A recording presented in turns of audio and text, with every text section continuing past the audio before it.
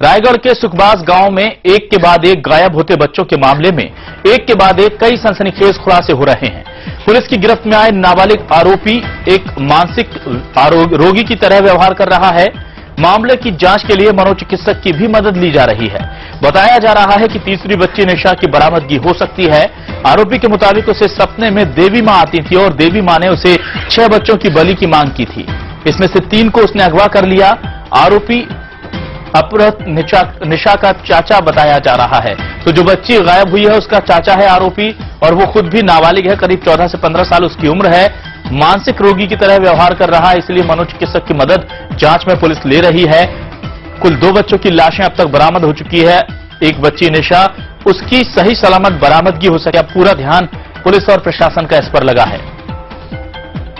आरोपी गायब बच्ची निशा का रिश्ते में चाचा लगता है। उसका यह बयान है कि देवी मां उसके सपने में आती थी और उन्होंने 6 बच्चों की बलि की मांग की थी। 3 बच्चे ही वो उठा पाया था, इनमें से 2 की हत्या उसने कर दी है।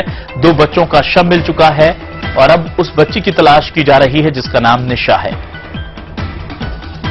आपको बता दें, तीसरी बच्चे का अपहरण करते वक्त स्थानीय लोगों की सूझबूझ और सजगता से इसको पकड़ लिया गया था। और जिस तरह से एक ही इलाके से बच्चे गायब हो रहे थे, उसको लेकर स्थानीय लोगों का दिन का चैन और रातों की नींद हराम हो चुकी थी और ऐसे में वो दिन रात चौकसी कर रहे थे। उसी कोशिश में आरोपी को पकड़ लिया गया। तो उसके सपने में देवी मां आई। देवी मां ने उससे मासूम बच्चों की बलि मांगी। सपने की बात पर यकीन कर उसने खेला ऐसा घिनौना खेल जिसने इस वाक्य को सुना वो सन्न रह गया। दिल को झकझोर देने वाली यह घटना दरअसल रायगढ़ की है।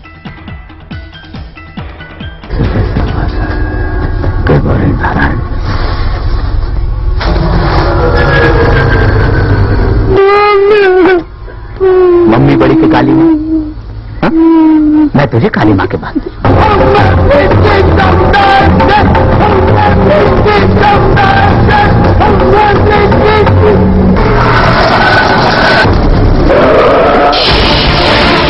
मोहित की बलि 17 दिसंबर सोमवार को, दीपिका की बलि मंगलवार 18 दिसंबर को।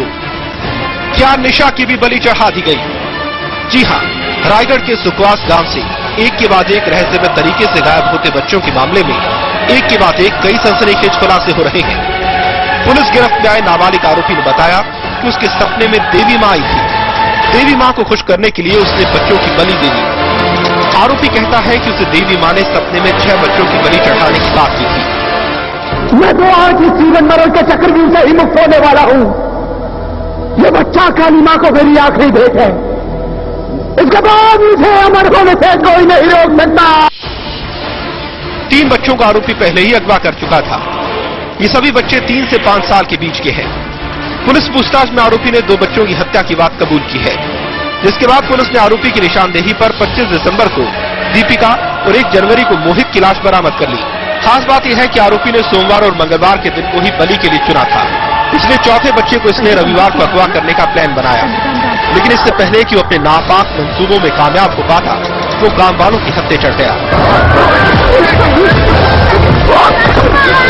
मेन आरोपी है, वो कल पकड़ा गया है और वो 14 साल का साइको किलर जैसा लग रहा है। उसके निशानदेही पे मोहित की लाश बरामद हो गई है और अभी एक लड़की की अभी भी बरामदगी नहीं हुई है, उसकी तलाश की जा रही है और जल्द ही उसकी तलाश शुरू हो जाएगी।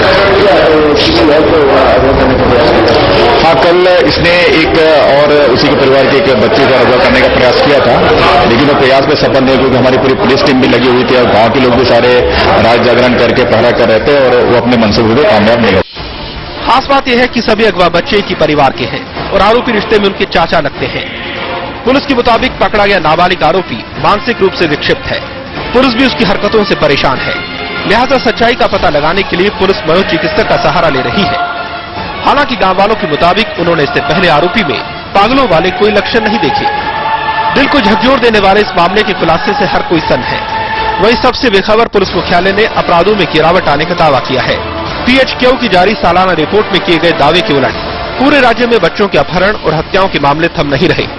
पिछले साल हुए अपराधों पर नजर डालें तो भिलाई के बच्चे आदित्य शाह के अपहरणकर्ताओं को पुलिस अब तक गिरफ्तार नहीं कर पाई। इसके अलावा रायपुर के बजारी वाले बाबा की मजार से लापता हुई एक 6 साल की बच्ची का भी अब तक कोई सुराग नहीं मिला। साफ है कि राज्य में कानून व्यवस्था को रास्ते पर लाने के लिए अभी बहुत कुछ किया जाना बाकी है। विनय पांडे, सहारा समय, रायपुर।